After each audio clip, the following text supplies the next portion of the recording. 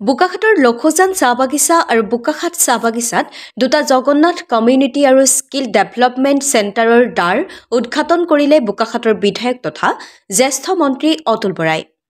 গৃহ সমষ্টি বোকাখাটত এই দুটি কেন্দ্ৰ মুকলি কৰি আনন্দত আত্মহাৰা হোৱা অতুল বৰাই জুমুই নাছিলে লখোজান বাগিচাত।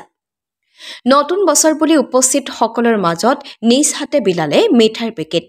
লখোজান বাগিচাত মন্ত্ৰীগৰাকীক চাহ বাগিচাৰ পৰম্পৰাৰে ধূপ দীপ জ্বলাই মাদল বজাই আগবঢ়াই নিয়ে। মন্ত্ৰীগৰাকীয়ে বাগিচাখনত 1.50 কোটি টকা ব্যয় সাপেক্ষে নিৰ্মাণ সম্পূৰ্ণ কৰা জগন্নাথ কমিউনিটি চেণ্টাৰ মুকলি কৰি আটক ধুনীয়াকৈ নিৰ্মাণ কৰা গৃহটো পৰিষ্কাৰ পৰিচ্ছন্ন কৰি ৰখাৰ দায়িত্ব বাগিচাখনৰ বাসিন্দাক অৰ্পণ কৰাৰ লগতে চোলাই মদ বৰ্জন কৰিবলৈ মুকলি আহ্বান জনায়। আজি আমাৰ হয় বোকাখাটত দুটা আজি জগন্নাথ কমিউনিটি হল কাম স্কিল ডেভেলপমেণ্ট চেণ্টাৰ আজি আমি আনুষ্ঠানিকভাৱে মুকলি কৰিলোঁ। এটা হ'ল লখোজান বাগিচাত আৰু আনটো হ'ল বোকাখাট চাহ বাগিচাত। খুব বাগিচাৰ ৰাইজ সন্তুষ্ট হৈছে, ভাল লাগিছে আৰু ধুনীয়াকৈ নিৰ্মাণ কৰি উলিয়াইছে, নিৰ্দিষ্ট সময়ৰ ভিতৰত উলিয়াইছে। মই যিসকলে কাম কৰিছিলে তেওঁলোককো ধন্যবাদ জনাইছোঁ।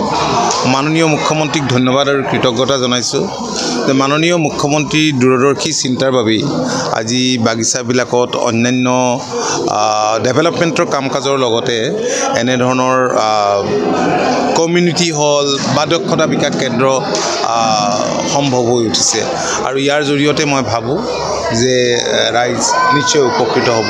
খুব আনন্দিত হৈছে।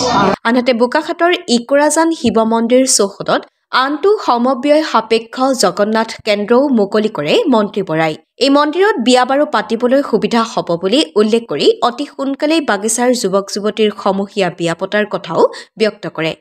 বোকাখাটৰ শ্বহীদ কমলামিৰি অসামৰিক চিকিৎসালয়ৰ একমাত্ৰ ৰেডিঅ'লজিষ্টগৰাকীকো বদলি কৰাৰ সন্দৰ্ভত সাংবাদিকে দৃষ্টি আকৰ্ষণ কৰাত মন্ত্ৰীগৰাকীয়ে ব্যৱস্থা গ্ৰহণৰ আশ্বাস দিয়ে।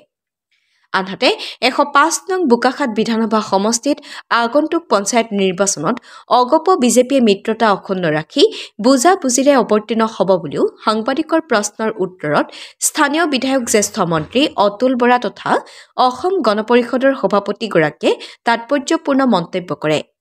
বোকাখাটৰ পৰা বুবুল দত্তৰ ৰিপৰ্টাৰ লাইভ অসম। এই বিষয়টো সম্পৰ্কে মই দৃষ্টিগোচৰ কৰিছোঁ তেখেতৰ, আপোনালোকেও কৰিছিলে। অলপ চিকিৎসকৰ শ্বৰ্টেজ থকাৰ কাৰণে এইটো মানে খুব ততাতৈয়াকৈ সম্ভৱ হোৱা নাই যদিও খুব কম দিনৰ ভিতৰতে এইখিনি মই ভাবোঁ যে ঠিক ঠাক কৰি ল'বলৈ আমি নাই নিৰ্বাচন সম্পৰ্কত আমি মইতো আগৰ পৰা কৈ আহিছোঁ যে যিহেতু অসম গণ পৰিষদ দল ভাৰতীয় জনতা পাৰ্টীৰ নেতৃত্বাধীন মিত্ৰজোঁট চৰকাৰৰ অংশীদাৰ, আমি একেলগে আছোঁ আৰু ইয়াততো বোকাখাটত মিত্ৰতাৰে হ'ব কাৰণ এইটো ৰিপৰ্টাৰ লাইভ।